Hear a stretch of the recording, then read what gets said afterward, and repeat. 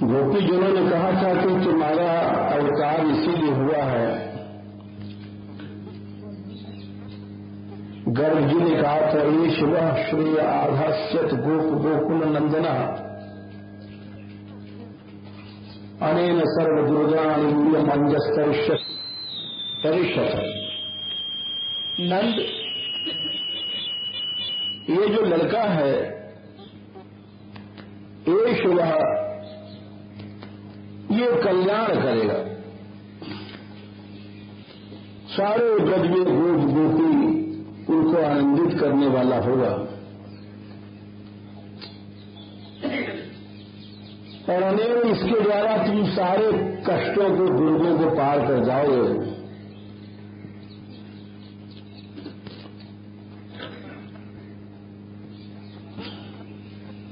इसीलिए तस्मान नंदितात्मजोयम ते नारायण समो गुणई, उन्होंने कहा था कि नारायण के समान है। और यह भी कहा इस लड़के में जो प्रेम करेगा वह तस्मिन् महाभागा प्रीतिम कुर्वन्ति मानवा। नारयो भी भवन्ते तान विष्णु पक्षा निवासवा। उसको शत्रु उसका कुछ नहीं कर पाएंगे। एक बात यहां समझने की यह है कि शत्रु कौन है। शत्रु माने केवल हम लोग बाहर का ही शत्रु समझते हैं, जो बाहर गाली देता है या हमारी निंदा करता है या लड़ता झगड़ता है। शत्रु भीतर बैठा हुआ है।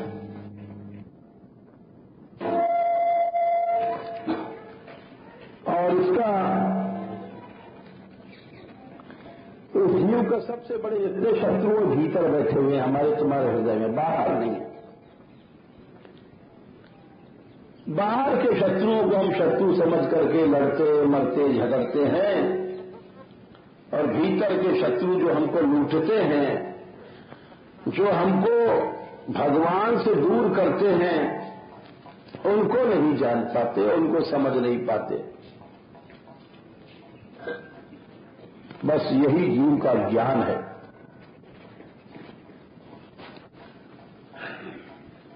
उसने हमें गाली दिया, उसने कहा गुंडा है, उसने कहा तू बदमाश है, उसने कहा कि तू छिनट्टी है, उसने कहा चोटी है।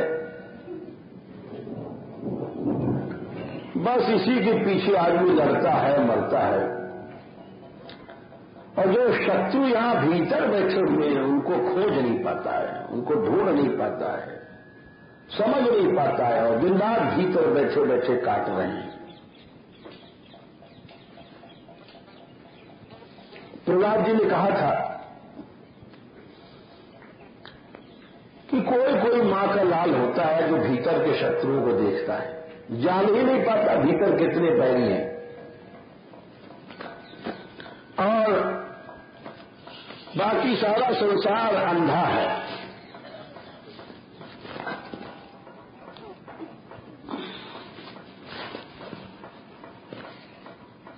उसको ये नहीं पता कि शत्रु कौन है, कितने हैं, कहां। असली शत्रुओं को शत्रु नहीं समझ पाता। और कभी कभी बाहर के शत्रुओं से इतना फायदा होता है कि भगवान मिल जाते हैं जिनको हम बाहरी शत्रु समझते हैं। जैसे अगर ध्रुव जी को उनकी सौतेली मां न बेइज्जती करती और चांटा न लगाती तो क्यों भगवान मिलते?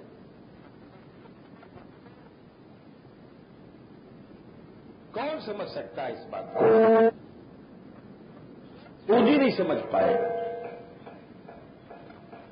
जब वो रोते रोते जा रहे थे, जब नारद जी ने समझाया कि बेटा ये कोई बड़ी बात नहीं है, सौतेली मां ने कुछ कह दिया,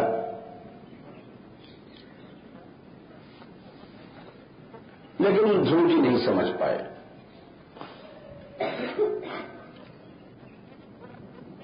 और हम आपसे ये भी पूछते हैं कि अगर विभीषण को लात न मारा होता रावण ने, तो क्या राम की शरण में चले जाते हैं?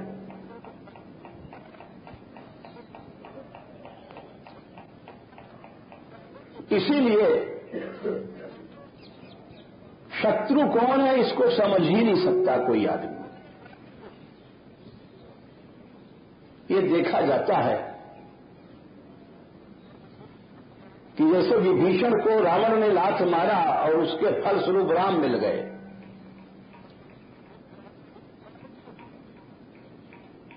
उसी तरह से शत्रु बाहर नहीं होता है। शत्रु तो भीतर रहता है, और भीतर के शत्रु को जो समझ लेता है, भीतर के शत्रु को जो जीतता है, वही महात्मा है, वही भक्त है, वही ज्ञानी है, वही सूर है। हर जीव अंधा है। रामायण बनाने के पहले गोसाई जी ने यही लिखा था, मैं गुरुओं की वंदना इसलिए करता हूं, श्री गुरु पदनख मणिगण ज्योति सुब्रत दिव्य दृष्टि ये होती। भीतर की ओर आंख हो जाती है। अभी हम लोगों की आंख बाहर है, बाहरी संसार को देखते हैं, बाहर का चमड़ा देख के खुश हो जाते हैं, बाहर का पैसा नोट वोट बाहर। भीतर की आंख नहीं है। भीतर की ओर आंख होती है तब मनुष्य कभी भी मोहित नहीं होता है।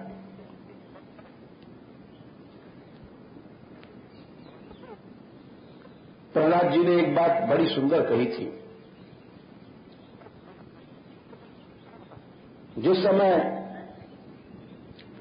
उनको पकड़ करके लाया गया कैदी की तरह,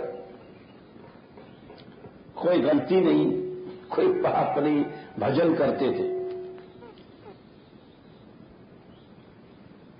उस समय उनके पिता बोले कि मुझे बड़ा आश्चर्य लगता है कि जब मैं भाव मरोड़ता हूं तो तीनों लोग कांपता है, और उस तीनों लोग के ईश्वर भी कांपते हैं, ब्रह्मा आदि सब। क्रुद्धस्य यस्य कंपन्ते त्रयो लोकाः सहेश्वराः।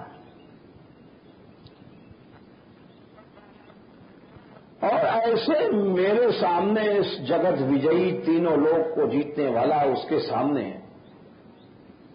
तस्य में भीतवन मूढ़ शासनम किम बलोत्तरा। ऐसे मेरे सामने तू निर्भय खड़ा है। एक गाय 5 वर्ष का लड़का और निर्भय खड़ा है, और हमारे शत्रु का नाम ले रहा है, भजन कर रहा है। ऐसी हिम्मत तो इस 3 लोक में ब्रह्मादि की नहीं है, और आज 5 साल का लड़का मेरे सामने खड़ा है और मेरे शासन को इसने तोड़ दिया। हमने हुक्म कर दिया था कि कोई भजन वजन कुछ नहीं करेगा, हमारा राज्य धर्म निरपेक्ष होगा, ये उसने घोषणा कर दिया था। धर्म की कोई जरूरत नहीं। और उस धर्म निरपेक्ष राज्य में भजन करता है, इसने शासन को छोड़ दिया। शासनम किम बलोत्, क्या इसके पास बल है, इसके पास क्या ताकत है एक छोटे से लड़के के पास? कोई नहीं बोला। उसके सामने कौन बोलेगा, उत्तर देने वाला कौन था? कोई नहीं था। सब चुप थे। तीनों लोग के बड़े बड़े विद्वान, बड़े बड़े योद्धा सब चुप थे। कोई नहीं बोल सकता था उसके सामने कि क्या कारण है, इस लड़के में क्या ताकत है तो तुम्हारा शासन धर्म का पालन कर रहा है।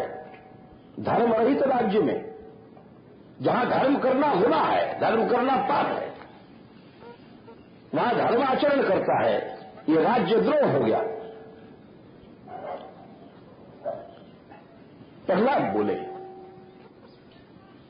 हंस गए, बोले, मुस्कुरा गए, बोले पिताजी की बात का उत्तर तो मैं ही दे सकता हूं और कौन देगा। किसकी हिम्मत हो, तीनों लोग में किसी की हिम्मत नहीं है कि इनके सामने जवानी खोले।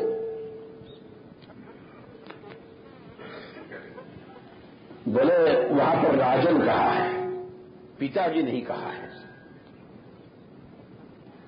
थे तो 5 वर्ष के, लेकिन बड़े बुद्धिमान थे। जो सभा जुड़ी हुई थी, बड़े बड़े उस राज्य के प्रधानमंत्री, घंटाकर्ण वगैरह सब थे,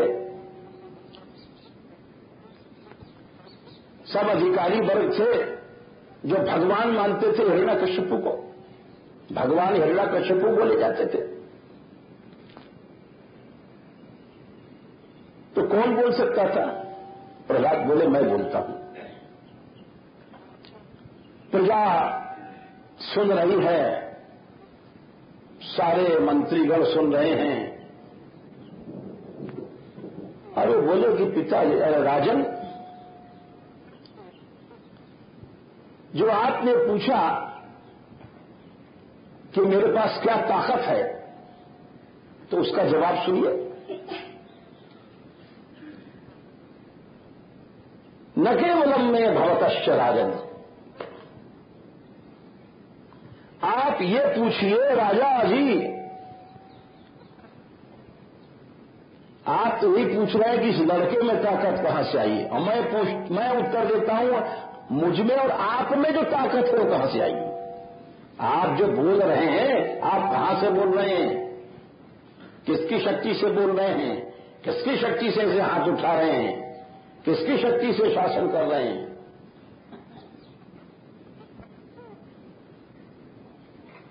न केवलम में भवतश्च राजन, बल एक है। हम में, तुम में, संसार के सब प्राणियों में अगर कुछ ताकत है, एक उसी की ताकत है। ताकत कोई दूसरी नहीं होती है। शक्तियां जितनी हैं शक्तिमान की होती हैं, शक्तिमान एक है। मूर्ख आदमी समझता है कि हमारे में ताकत है, हम ये कर देंगे, हम वो कर देंगे, हम राजा बन गए, हम अधिकारी बन गए। ये मूर्ख लोग सोचा करते हैं। न केवलम में भवतश्च राजन, सवई बलम बलिनाम चा परेशान, वही एक बलवान है। परे वरेमी स्थिर जंगमाये ब्रह्मादयो येन वशः विश्वशम प्रणीता। राजन, स्थिर जंगम जितने हैं जिसके वश में है, स्थिर चीजों में की ताकत और जंगम चीजों की ताकत।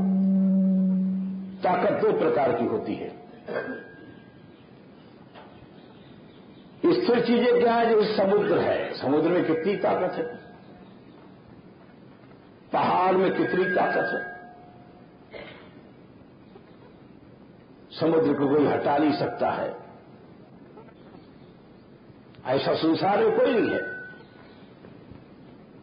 ये जितनी ताकतें हैं, और एक जंगम लोगों की ताकत, चलने फिरने वालों की, योद्धा, राजा, अस्त्र शस्त्र धारण करने वाले सैनिक, सेना, एक जंगम ताकत है। बोले ना समझ लोग सोचा करते हैं कि जिसके पास बड़ी ताकत है, बोले नहीं नहीं, आंधी चलती, आंधी में ताकत कहां से आई? आग लग जाती, जंगलों में आग में ताकत कहां से आई? समुद्र की लहरें आती हैं, ज्वार भाटा डुबो जाती है, ताकत कहां से आई? सारी ताकत तो एक उसी की है ना।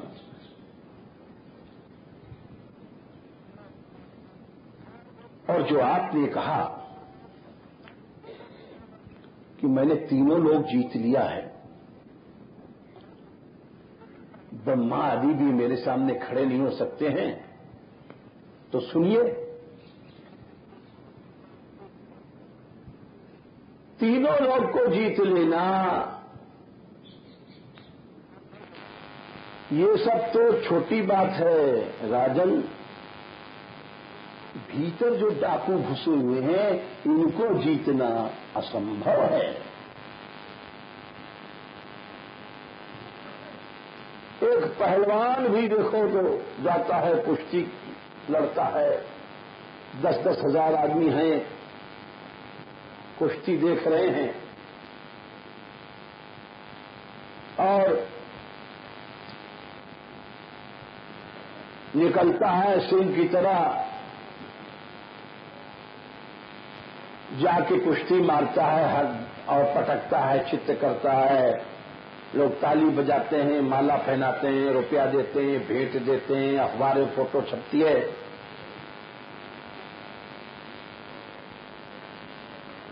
किसी जमाने में हम भी जाया करते थे कुश्ती देखने, बड़े बड़े योद्धाओं की, लेकिन एक दिन ऐसा दृश्य देखा, आज तक याद है। एक बहुत बड़ा पहलवान था,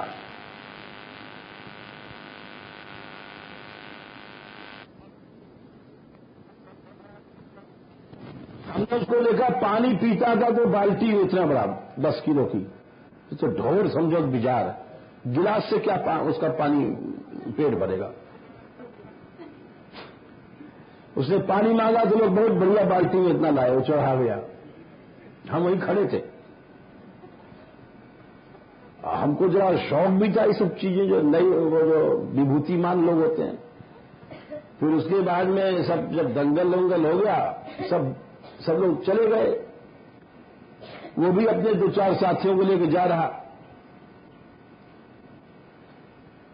एक सरोवर किनारे 2-4 जा रही थी स्त्रियां, लहंगा फरिया वाली। अब वो उनके पीछे पीछे प्रयास करता जा रहा, तो वो इस तरह से फटकार रही, हम वहीं पास हम भी खड़े थे, उधर से गए थे सरोवर घूमने, कुत्ते की तरह। जबकि इतना बड़ा पहलवान के तो किसी को टांग पे टांग रखे चीर दे तो खत्म हो जाएगा आदमी, और कुत्ते की तरह उनकी फटकार सुनता चला जा रहा है। कुत्ता क्यों बना वो? तो भीतर को जो शत्रु था उसने शेर से कुत्ता बना दिया उसको। वो फटकार रही है, वैसे वैसे शब्द कह रही है, लेकिन पीछे पीछे चलता जा रहा है कुत्ते की तरह, गाली देते रहो, फटकारते रहो। हम वहां थोड़ी दूर पास खड़े थे, हम ये सब देख रहे थे, लेकिन वो हमारे दिल में बात चुभ गई। वो इस रूप में चुभी, इसलिए नहीं चुभी कि वो लड़कियां सुंदर थीं या जवान थी या क्या था, ये सब नहीं, कि देखो आज इस आदमी की क्या हालत है, जो हजारों लाखों में एक शेर है, ये कुत्ता क्यों बन गया? इसके भीतर के शत्रु ने इसको कुत्ता बना दिया और समझ नहीं पाया। यही बात प्रहलाद जी कहते हैं, दस्यून पुरा क्षण न विजित्य लुम्पतो मन्यन्त एके स्वजिता दिशो दश।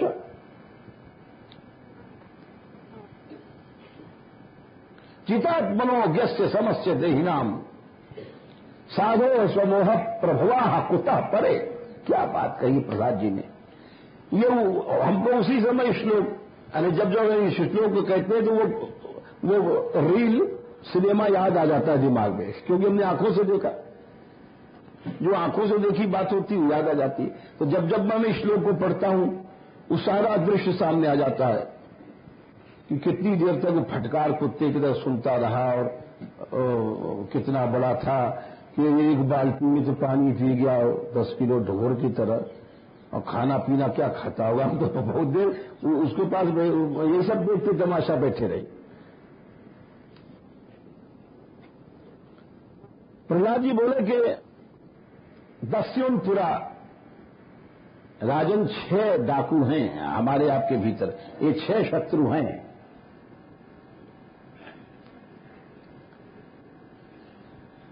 इनको कोई नहीं जीत पाता। दस्युनपुरा शरण न विजित्य, और लुम्पते 24 घंटा लूटते रहते हैं हमको और तुमको, ये 24 घंटा लूटते रहते हैं।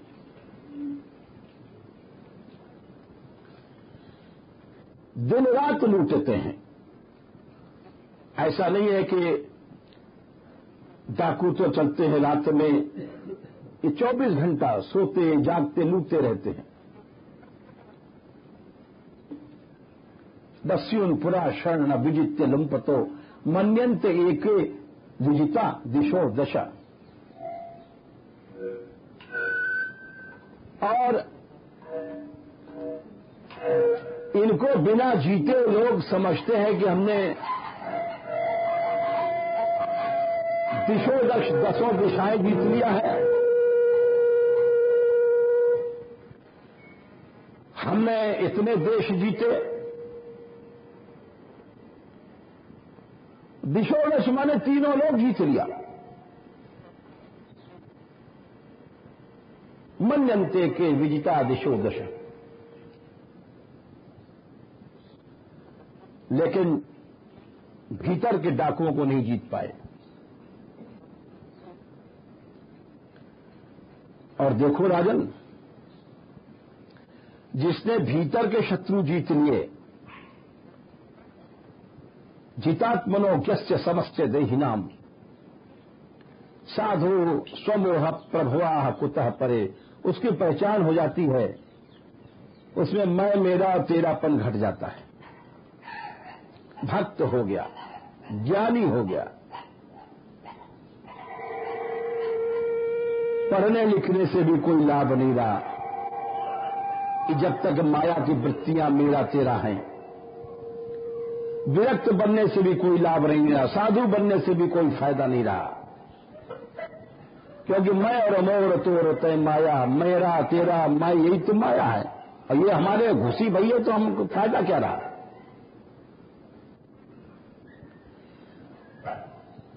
विजयी तो वो है, योद्धा वो है जिसने अपने भीतर के 6 दुश्मनों को जीता। मोह से पैदा हो जाते हैं ये दुश्मन। ये 6 दुश्मन कौन हैं? 2 काका है और 3 मामा है और 1 लाला है। काम क्रोध, ये 2 तो काका हैं और 3 मामा है। मद मोह मात्सर्य, और 1 लाला है लोभ। प्रहलाद जी बोले इन 6 को तो कोई जीत नहीं पाता है, और मन में बड़ी ऐड़ रखते हैं, हम राजा साहब बन गए, हम चक्रवर्ती राजा बन गए, हम 3 लोग को जीत लिया हमने। अरे तुम धूर हो, तुमको काम जरा सा कामना कुत्ते की तरह नचा लेगा, और जरा सा क्रोध आएगा उसमें ही तुम्हारा आंख नाक टेढ़ी हो जाएगी, हाथ पटकने लग जाओगे और बंदर की तरह नाचने लग जाओगे। जैसे बंदर नाचता है इसी तरह से क्रोध नचा देगा, क्यों हाथ फेंकता है, हाथ कराता है, ऐसे कर दे, क्या बंदर के। कोई गुस्सा कर रहा हो जोर से और शीशा रख दो उसके सामने, या उसकी फोटो खींच लो तो आंख टेढ़ी, और ये कैसा बंदर होता है। तो ये मदारी की तरह, बंदर की तरह आदमी गुस्से में नाचता है, कामना में नाचता है, लोभ में नाचता है, मद में नाचता है, ऐड़ा के चलेगा। जरा सा शरीर में ताकत आ गई, या 4 पैसा जुड़ गया, या कुंबा आ गया, वो ऐसे चलता है जैसे धरती ना देगा। ये 6 शत्रु हैं, इनको कौन जीता है? किस बात का अहंकार करता है प्राणी जब तक ये 6 शत्रु नहीं जीता उसने? भगवान ने यही बात एकादश स्कंद में कही थी। बोले ये बहुत पढ़े लिखे पंडित जी हैं। अच्छा, बोले बड़े तपस्वी महाराज हैं, बोले बड़े त्यागी हैं, बड़े बड़े श्लोक वेदज्ञ हैं। बोले इससे क्या लाभ हुआ? जब तुम्हारे चित्त में ये 6 शत्रु बैठे हुए हैं तो धिक्कार है तुम्हारी पढ़ाई लिखाई, धिक्कार है तुम्हारा तपस्या पर, धिक्कार है तुम्हारे त्याग को। भगवान बोले किम विद्या किम तपसा किम त्यागेन श्रुतेन वा किम विविक्तेन मौनेन स्त्रीवीर्यस्य मनोहृतम। जिसका मन जरा से किसी गोरे खाल की स्त्री ने हर लिया 1 सेकंड में, या जरा सा लोभ में नाचने लग गए, लोभ खाने का पीने का बहुत से होता है, दूध मलाई लड्डू दक्षिणा ये सब तो लोभ ही है। भगवान बोले क्यों विद्या, क्या रहा पढ़ने से तुमको लाभ? किम तपस्या, बड़े भारी तपस्वी जी बन गए, क्या लाभ रहा स्वांग बनाने से? किम त्यागेन, बड़े भारी त्यागी ही साहब। श्रुतेन, बहुत वेद पढ़ गए हैं। किम विविक्तेन, एकांत में रहते हैं, ये तो ऐसे एकांत में रहते हैं किसी का मुंह नहीं देखते। किम मौने न, बोले मौनी रहते हैं, बोलते नहीं कभी। स्त्री भी यस्य मनोहृतम, तुम्हारा मन अगर किसी ने हरण कर लिया, स्त्री ने हरण किया, या लोभ ने या धन ने, तो तुम्हारे इससे फायदा क्या रहा इन चीजों से? इसीलिए प्रहलाद जी ने कहा था कि ये 6 शत्रु जब तक तुमने नहीं जीता है पिताजी, वो क्या है, किस बात का विजयी है? जितात्मनोज्ञस्य समस्य देहिनाम, जिसने जीत लिया है मन, उसका समान चित्त हो जाता है पहचान में। उसके लिए न कोई शत्रु रहता है, न कोई मित्र रहता है, न कोई गरीब रहता है, न अमीर रहता है। सबसे बल्कि गरीब से ज्यादा प्यार करेगा। न कोई रूपवती रहती है, न कुरूप रहती है। जो प्रभु का स्मरण करता है, समस्य 6 शत्रु चले गए, इसकी पहचान क्या? हमारा मन समान हो जाएगा। ये पहचान है, बकबक करने से नहीं होता है। ये 6 शत्रु जिसके चले गए हैं, उसकी पहचान क्या है? उसकी पहचान है कि उसका मन समान हो जाएगा। यही एक थर्मामीटर है नापने का, बुखार जैसे नापा जाता है, या कोई गज इंची टेप, जो कुछ भी समझ लो। किसी का मन समान है, इसकी पहचान, उसने माया को जीत लिया है। ये 6 उसके जितने भी शत्रु हैं उसने जीत लिया है। उसकी पहचान क्या है? उसका मन समान हो जाएगा। फिर कोई सेठ उसको उल्लू नहीं बना सकता नोट का बंडल दिखा करके। फिर कोई स्त्री बुद्धू नहीं बना सकी उसको। ये मालमूत्र की हंडी वो उसको नहीं नचा सकती, जिसका मन समान हो गया। स्त्री की बात नहीं है, अगर किसी स्त्री का भी समान हो गया तो पुरुष भी कुछ नहीं कर सकता, चाहे देवता जाओ, बंठन के आते रहो, कुछ नहीं होगा उस स्त्री का।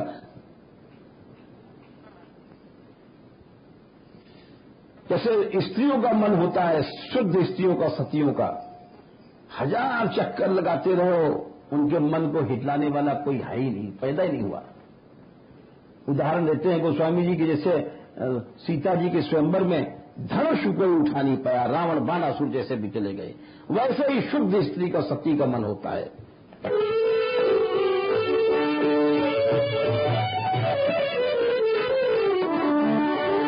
गई न शंभु सरासन कैसे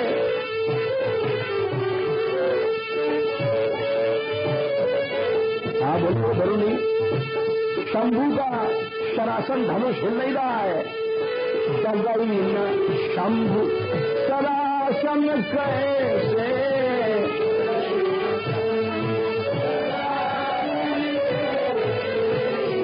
ऐसा ही मन बनाना चाहिए, स्त्री हो पुरुष हो। कामी वचन सती सुन जैसे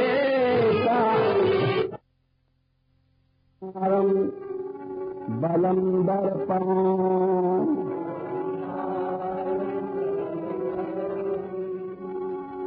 कामं क्रोधं परिग्रहं,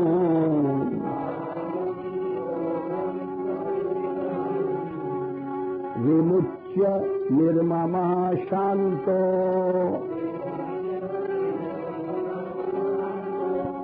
ब्रह्म भूयाय कल्पते।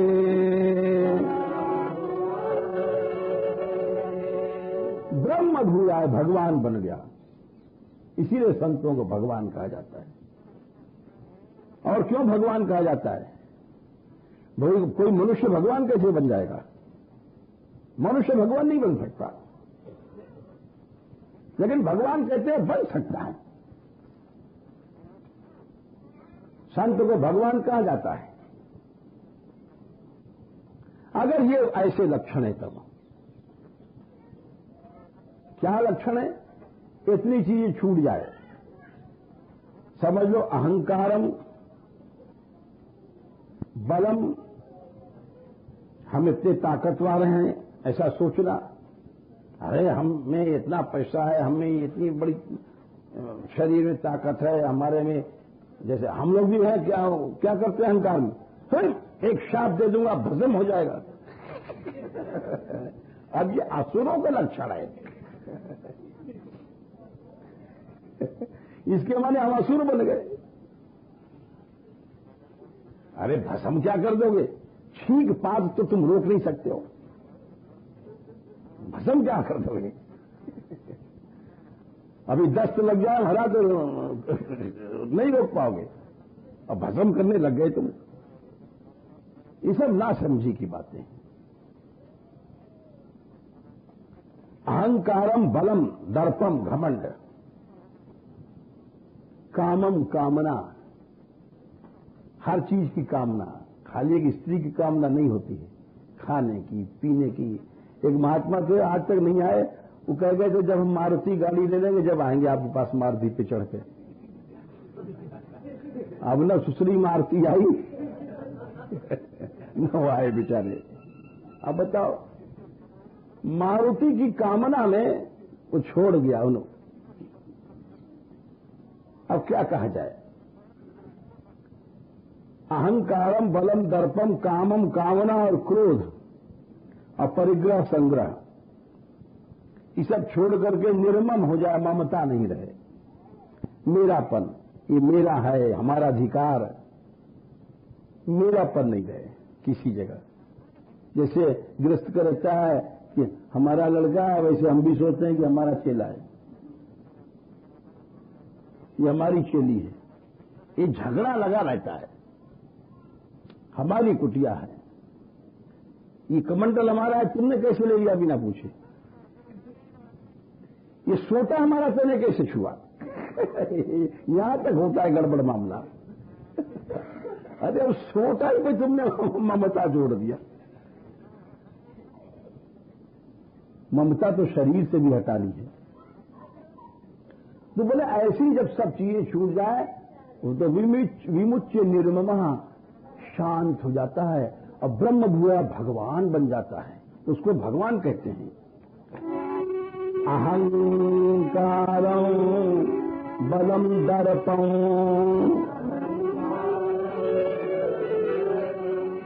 कामं क्रोधं परिग्रहं विमुच्य निर्ममः शांतो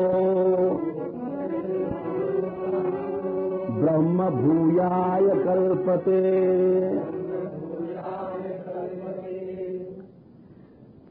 तो ये प्रेम ब्रह्म भूयाय भगवत स्वरूप बन गया, भगवान बन गया। गोसाई जी भी लिखते हैं, जानत तुम्ही हो जाई, तुमको जानने वाला तुम्हारा स्वरूप हो जाता है। मनुष्य जब भीतर के शत्रुओं को जीत लेता है, जीतना तो दूर रहा, मनुष्य भीतर के शत्रुओं को जानता ही नहीं। बड़ा आश्चर्य की बात तो यह है, कोई गुस्सा में आ जाए और उससे जाए कहो कि आप देखो क्रोध मत करो, तो एक झापड़ लगाएगा। मैं क्रोध क्या कर रहा हूं? तुरंत जो हमने देखा है, जब हम कह रहे हैं कोई जोर से बोल रहा हो और उसको टोक दो, जोर से क्यों बोलते हो? जोर से क्या बोलते हैं? तुरंत बोलते हो।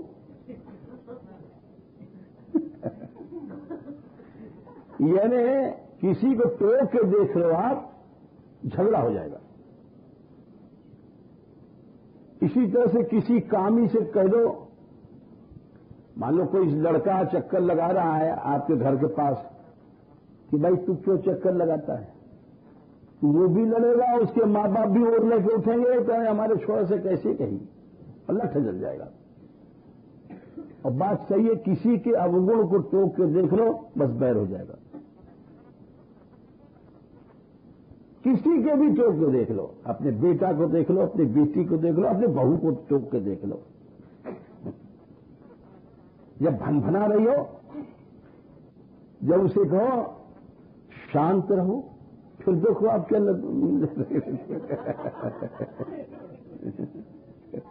क्या मिलता है ना नतीजा। सारा ज्ञान, सारा उपदेश सब खत्म हो जाएगा, मटका तुम्हारा ज्ञान का फूट जाएगा। तो ये 6 शत्रुओं को हम जान ही नहीं पाते हैं, तो जीतेंगे कहां से? बड़ी मुश्किल की बात यह है, ये 6 ऐसे घुसे बैठे हैं भीतर कि इनको पहचानना ही मुश्किल है, जीतेंगे कहां से? असंभव है जीतना। मैं इस बात पर कह रहा था कि भगवान नंद बाबा, भगवान से के बारे में नंद बाबा से कहा गर्ग जी ने कि देखो ये तुम्हारा जो लड़का है, इसका जो भजन करेगा अपने शत्रुओं को जीत लेगा। शत्रु कौन होते हैं हम ये बता रहे थे आपको। हम लोग मोटी अकल के समझते हैं ये शत्रु है, हमको गाली देता है, ये शत्रु है, हमको मारना चाहता है। अरे शत्रु तो भीतर बैठे हुए हैं, जो मदारी के बंदर की तरह नचा रहे हैं। भीतर झांक के देखो, सब बैरी भीतर बैठे हुए हैं, यहां बैठे हुए हैं। और वही बात तो गोपी कह रही हैं कि आपका अवतार तो इसलिए हुआ था ब्रजन हंत्री होने के लिए, काप शाप सब नष्ट करने के लिए, और उसका फल होना चाहिए, हमको मिलना चाहिए। इस तरह से ब्रजन हंत्री विश्व मंगलम, ये शब्द खत्म हुआ, ये श्लोक समाप्त हुआ। और आज हम आखिरी श्लोक शुरू कर रहे हैं इस गोपी गीत का, 19वां श्लोक। 19 गीत गाए हैं गोपियों ने, 18 गीत का अर्थ हुआ जो कुछ 2-3 साल में, तो यात्राएं निकल गई। अब ये आखिरी श्लोक है, बहुत प्रसिद्ध है, इसके बाद गोपी गीत समाप्त हो जाएगा। ये श्लोक है, यत्ते सुजात चरणाम्बुरुहं स्तनेषु राधा सीता शनैः दधीमहि करुष्कशेषु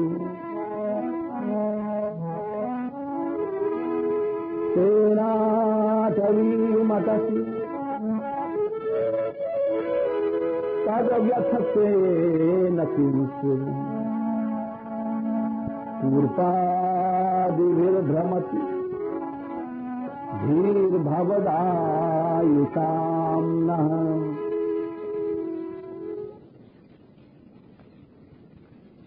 ये बहुत प्रसिद्ध श्लोक है गोपी गीत का, और इसकी टक्कर का श्लोक मिलता नहीं कहीं दुनिया में। ऐसा प्रेम भरा भाव कभी मिलता नहीं है। इसका शब्दार्थ पहले बता दें मोटा मोटा।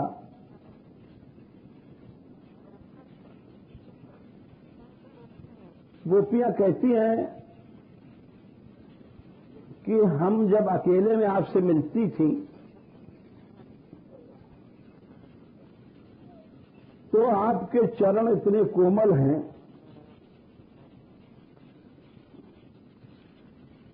कि उन चरणों को जब अपने यहां लगाती थी वक्षस्थल में, छाती में, तो डर जाती थी। क्यों? कि चरण कोमल है, हमारे स्तन कठोर हैं।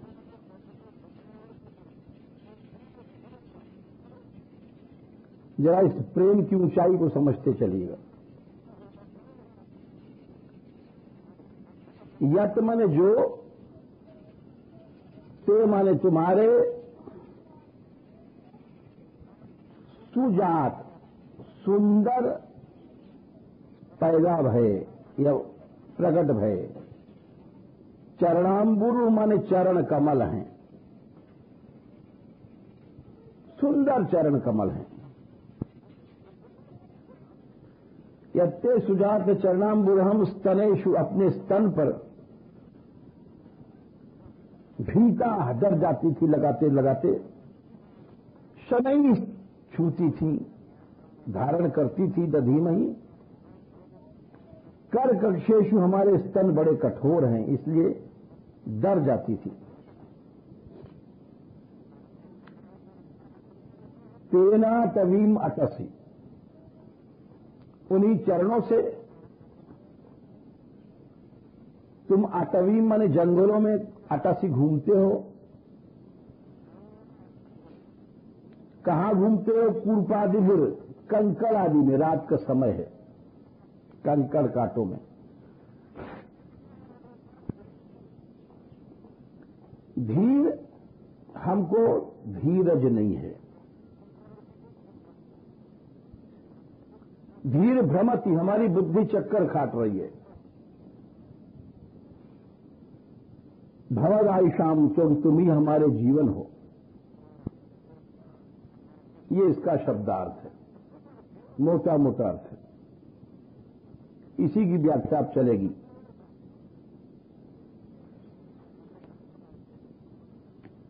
ये एक ऐसा भाव है, इसमें इतना गहरापन, ऊंचापन है कि जिसको हमारे जैसे मोटी अकल के लोग नहीं समझ सकते। क्यों? पहले दुनिया का प्रेम ले लो। दुनिया के जो हाड़ मांस के शरीर में जब प्रेम मनुष्य करता है, लिपटता चिपटता है, उस समय अंधा हो जाता है। अंधा हो जाता है जब ये क्रिया होती है। चाहे मनुष्य अपनी स्त्री से मिलता है तभी अंधा हो जाता है, उसको कुछ समय ध्यान नहीं रहता। विषयों का आनंद ही ऐसा होता है, भूल जाता है। और फिर और अंधापन हो जाता है तो फिर अपना परायपन, पराई स्त्री, पराई लड़की से कुछ नहीं सूखता, और अंधापन बढ़ गया। अपने ही स्त्री से मनुष्य अंधा हो जाता है। शास्त्र कहता है कि महीने में एक आध दिन आता है, फलाने तिथि को नहीं मिलना, फलाने तिथि को नहीं मिलना, फलाने। शास्त्र की बात कौन मानता है? जैसे ढोर फिर भी गैया वगैरह साल में एक बार ही उठती हैं, लेकिन मनुष्य दुधदार उठा डोलता है, चाहे पुरुष हो चाहे स्त्री हो। तो ये क्या है? काम का अंधापन है, इसको अंधापन कहते हैं। हम उसको समझते नहीं हैं। दुनिया का एक बहुत बड़ा ज्ञानी सॉक्रेटिस हुआ है, सॉक्रेटिस, यानी इसको हिंदी में सुकरात कहते हैं, हिंदी में नाम समझो। सॉक्रेटिस से उसके चेला ने पूछा एक बार, ब्याह हो गया था, अगर नई बहू आती तो हर आदमी बहुत प्रेम, नया नया बहुत प्रेम जोर से चलता है, हालांकि फिर बुढ़ापे में सब ठंडा हो जाता है। फिर बुढ़ऊ वहां बाहर बैठे खांस रहे हैं, बुढ़िया इधर वाले को बैठी खांस रही है। न वो उनको देखने जाते हैं, न उनको अगर कहते भी हैं रोटी दे जा तो छोरा से भेज दी जाएगी, रोटी दे जा, रोटी दे जा। और पहले भर भर थाली दूध पिलाती थी, और बुढ़ापे में छोरा से रोटी दे डोकर दे। अरे सब प्रेम का चला गया, बोले खा गया बुढ़ापा। तो दुनिया के प्रेम में भी आदमी कितना अंधापन हो जाता है। उसने चेला जो था, उस सॉक्रेटिस का चेला था, कोई कोई शिष्य होते हैं जो बड़े गुरु भक्त होते हैं, इसको तो वो जब ब्याह हो गया, ठीक है रविंद्र, तो सोचने लग गया कि हम रोज गुरु जी के पास जाते थे, हर काम गुरु से, जो अच्छे शिष्य हैं पूछ के करते हैं। अच्छे लड़के देख लो कहीं भी जाते थे, राम आदि अपने पिता से पूछ करके जाते थे। अच्छे लड़कों की बात है, अच्छे लड़कियों की।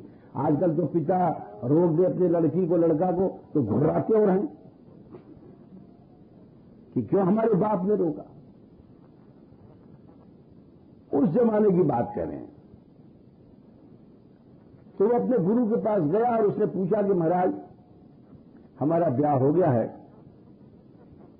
हमको अब किस तरह से अपनी स्त्री से मिलना चाहिए। तो बोले बेटा सच बात तो है, जीवन में एक बार मिलना चाहिए।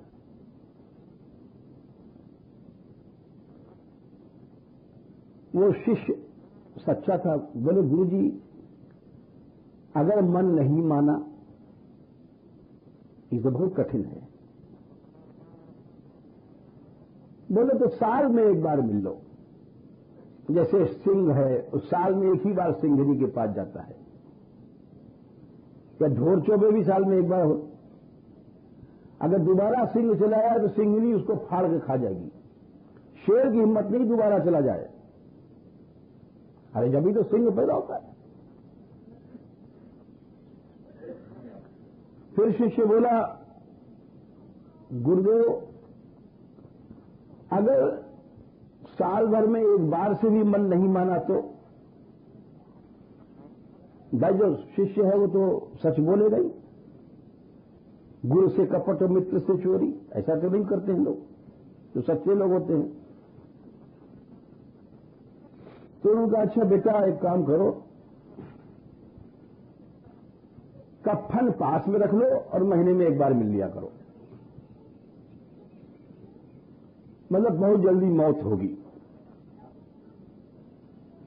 एक बार के मिलने में 10 दिन की उम्र घट जाती है वीरनाश से, पुरुष हो स्त्री हो।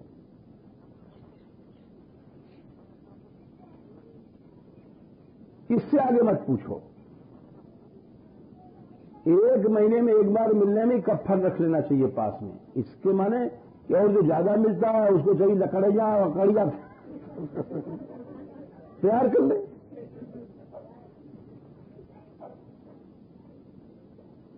तो ये दिखाता है कि मनुष्य काम में अंधा हो जाता है। हर आदमी काम में अंधा है, क्रोध में अंधा है। लेकिन प्रेम क्या है? प्रेम उसको कहते हैं जहां अपना आनंद, अपना सुख या अपना मजा का ध्यान नहीं रहे। वही बात इस श्लोक में है। भगवान श्री कृष्ण जैसा अनंत सुंदरता का स्वामी, भगवान साक्षात, जिसने चंद्रमा बनाया कितना सुंदर होगा, तमाम फूल बनाए, वो आया है मिलने। उसके चरणों को लेकर के मिलते समय डर रही है कि हमारे ये वक्षस्थल कठोर है, स्तन, इनके चरण कोमल हैं। यानी अपने सुख को कोई ध्यान नहीं है। आप समझिए कितना ऊंचा श्लोक है। इसी को गोपी प्रेम कहते हैं।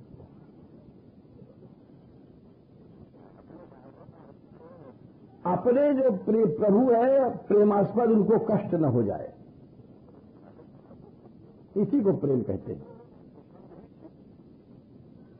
ऐसा कौन कर सकता है? होता है, ऐसा नहीं कि दुनिया में प्रेमी नहीं है, होते हैं प्रेमी, कभी कभी पैदा होते हैं प्रेमी, ढोंगी बहुत होते हैं, प्रेम का ढोंग करने वाले बहुत होते हैं। प्रेमी तो कभी कभी पैदा होता है।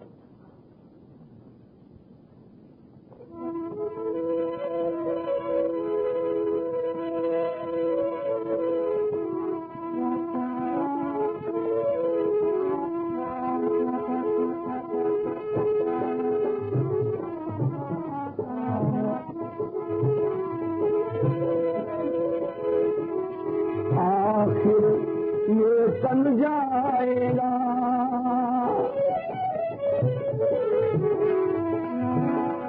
शरीर एक दिन जल जाएगा। क्यों नहीं प्रभु को अर्पण करते? इस शरीर को भोगों में क्यों सौंपते हो? जब साथ सभी का छूटेगा,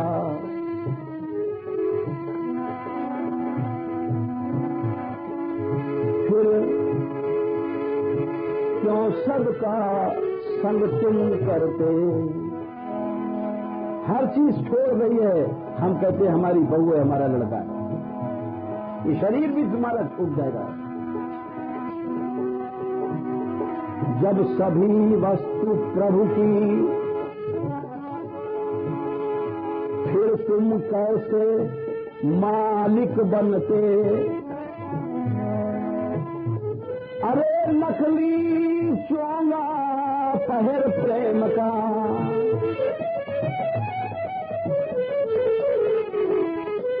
ये सब नकली प्रेमी है। हम लोग घूम रहे हैं, ये मेरापन नहीं छूटता। हमारी कुटिया है, हमारा पंखा है, हमारा ये चश्मा है, इसमें झगड़े में लग रहे हैं। ये नकली प्रेमी है। नकली चोंगा पहर प्रेम का, प्रेमी का सादम क्यों भरते? प्रेमी बने हैं साहब, ये चीज हमारी, ये चीज हमारी। अरे ढोंगी हो तुम, प्रेमी कहां से हो जाओगे? हर वस्तु प्रभु की है। तो प्रेमी तो, ये जो गोपी प्रेम जो कहा जा रहा है, ये कितना ऊंचा श्लोक है। इस बात को समझना है। समझ तो नहीं सकते हम, लेकिन फिर भी बातें तो की ही जाएंगी। संसार में बड़े बड़े प्रेमी हुए हैं, ऐसा नहीं है, सब जगह हुए हैं। एक से एक पुरुष भये, एक से एक देवियां भई हैं, प्रेमी भई हैं। ऐसा नहीं कि खाली कोई दो चार मीरा वीरा हो गई। कलयुग में भय। देखो एक विचित्र उदाहरण हम आपको छोटा से देते हैं। यद्यप समय हो रहा है, भगवान बुद्ध जब अवतार हुआ था तो उस समय एक लड़की भारतवर्ष में थी, और वो लड़की ऐसी थी, एक बहुत बड़े सेठ की लड़की और बहुत बड़ी रूप वाली, ऐसी भारतवर्ष में नहीं थी। उसका नाम था उत्पल वर्णा। अजीब नाम था, जरा कठिन नाम है। उत्पल कहते हैं कमल को। वो पद्मिनी जात की लड़की थी। पद्मिनी उसको कहते हैं। पद्मिनी कभी कभी होती है, जैसे अलाउद्दीन खिजली ने डेरा दिया था पद्मिनी के पीछे। पद्मिनी की पहचान होता है कि प्रफुल्लित कमल मृद्वी फुल्ल राजीव गंधा सुरत परस यस्या सौरभम दिव्य मंगे। ये शास्त्र का लक्षण है। पद्मिनी, हर स्त्री अपने को पद्मिनी कहती है। अरे पद्मिनी कैसे हो जाओगी? पद्मिनी का लक्षण होता है, इस मिट्टी के शरीर में उसने देवीपन उतर आ जाता है, देवत्व आ जाता है। उसका शरीर प्रफुल्लित कमल मृद्वी, कमल की पंखुड़ियों की तरह कोमल होता है। फुल्ल राजीव गंधा, उसके शरीर से कमल की सी गंध निकलती रहती है। अब कोई कहे पद्मिनी है और ठुसका चल रहा है तो पद्मिनी कैसे हो जाएगी?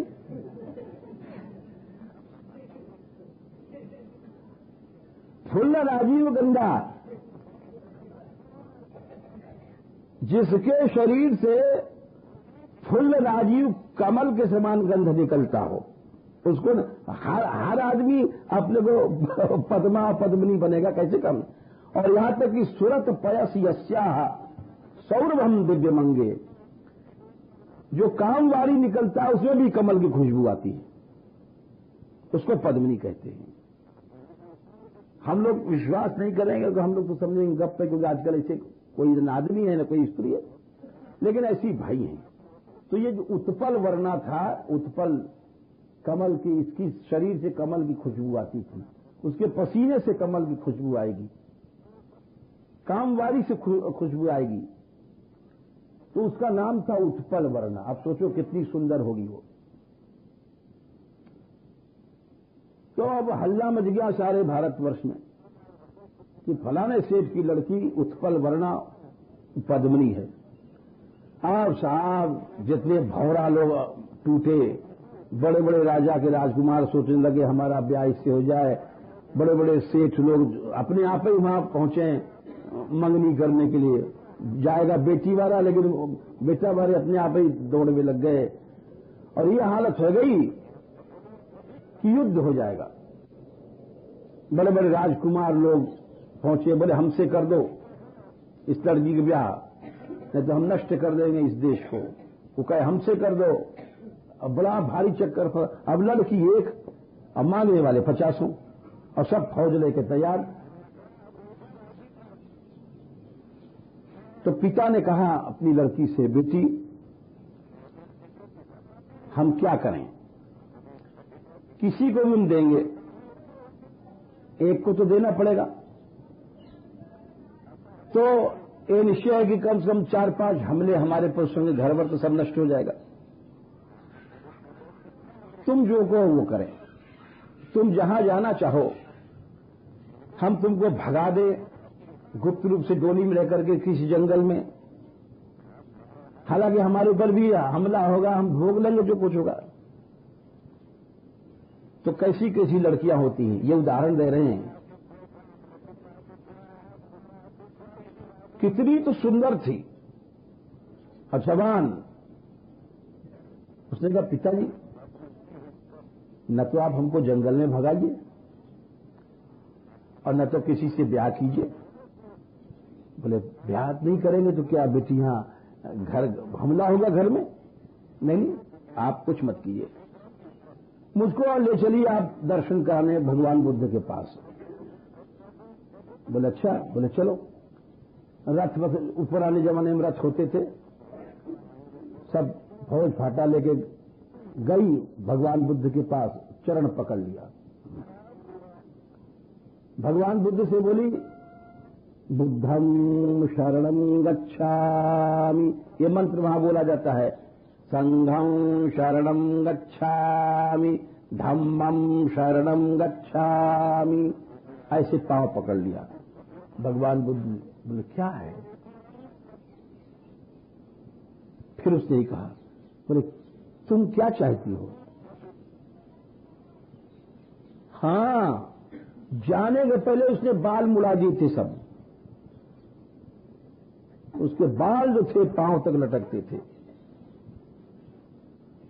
पिता ने कहा क्या कर रही हो? बोले दर्शन करने जा रही हूं पिताजी, आप बोलिए मत। और जाकर के वहां भिक्षुणी बन गई, साधु बाई समझ लो तुम अपने हिसाब से। सब रह गए देखते, क्योंकि भगवान बुद्ध के बड़े बड़े राजा रजवाड़े शिष्य थे, सिद्ध पुरुष थे, वहां कौन जाएगा। और उसने ऐसा भजन किया कि एक थेवरू, उनके थेब्री नाम का ग्रंथ है, उसमें उन्होंने पढ़ा था कि इतनी सुंदर थी कि कामदेव उसके पास आया। बाल मुड़ाने के बाद भी ऐसी सी सुंदर लड़कियां भई हैं। तो उससे कामदेव को फटकार दिया। बोले काम, तू क्या मेरे पास आता है? मैंने तो सब तथागत मैंने बुद्ध भगवान के चरणों में चढ़ा दिया है, तू मेरा कुछ नहीं कर सकता है। हार के चला गया। तो ये क्या था? देश के प्रति, अपने परिवार के प्रति, समाज के प्रति प्रेम था। अपना स्वार्थ नहीं सोचा, अपना सुख नहीं सोचा। यह मनुष्य को भोग कुत्ता बना देता है। उससे भी ऊंचा ये प्रेम है कि श्री कृष्ण मिल रहे हैं और फिर भी कह रही हैं। ये इसका एक उदाहरण दिया है। अभी इसकी बात की बहुत ऊंचा श्लोक में कथा चलेगी। यत्ते सुजात चरणाम गुरुहंस्तनेषु भीताशनै प्रिय दधीमहि कर्कशेषु तेरा कवि मतस